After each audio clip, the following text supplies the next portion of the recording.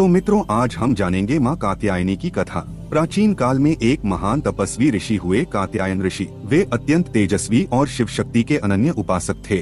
उन्होंने देवी शक्ति की स्तुति की। देवी ने प्रसन्न होकर उनसे वर मांगने को कहा तो ऋषि ने उनसे कहा, हे माँ, आप मुझे वर के रूप में मेरी पुत्री के रूप में जन्म लें, जिससे मैं आपका पालन पोषण करूं।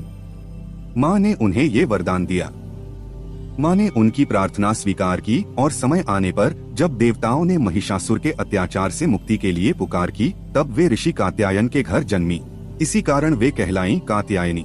महिषासुर नामक राक्षस ने घोर तप करके ब्रह्मा जी से वरदान पाया था कि उसे कोई देवता या पुरुष नहीं मार सकता, केवल एक स्त्री ही उसका वध कर सकती है।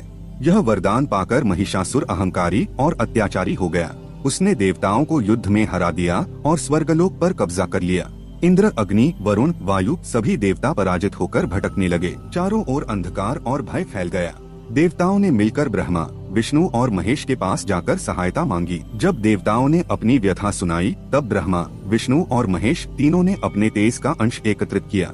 उस सम्मिलित तेज से जो दिव्य रूप प्रकट हुआ, वही थी माँ कात्यायनी।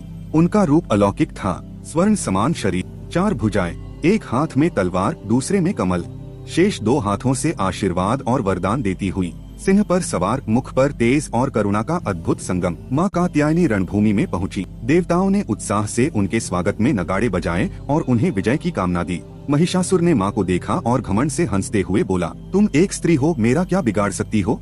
माँ ने शांत स्वर में कहा, तुम्हारा अंत अब निश्चित है। स्त्री की शक्ति को कभी कम मत आंकना। युद्ध प्रारंभ हुआ। महिषासुर कभी हाथी का रूप धारण करता, कभी सिंह, कभी भैंसा, लेकिन माँ ने अपने शस्त्रों से हर बार उसका रूप ध्वस्त कर दिया। अंततः जब वह अपने मूल रूप भैंस, महिष में आया, तब माँ ने अपनी तलवार और त्रिशूल से उसका वध कर दिया। देवताओं ने जय माँ दुर्गे के नारे लगाए और सभी लोगों में शांति स्थापित हुई। इस प्रकार माँ कात्यायनी को महिषासुरमर्दिनी कहा गया। माँ कात्यायनी की पूजा नवरात्रि के छठे दिन की जाती है।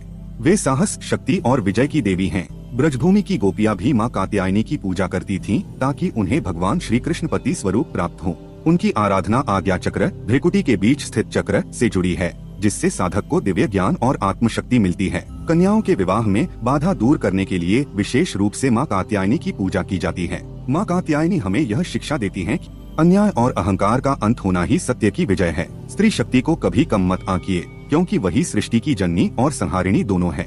जब भक्त सच्चे मन से माँ का स्मरण करता है, तो वे हर संकट और बाधा का नाश कर उसे विजय प्रदान करती हैं। हमारे इस सीरीज में जुड़े रहने के लिए चैनल को सब्सक्राइब करें और वीडियो को लाइक करके कमेंट में माता रानी का नाम लिखें।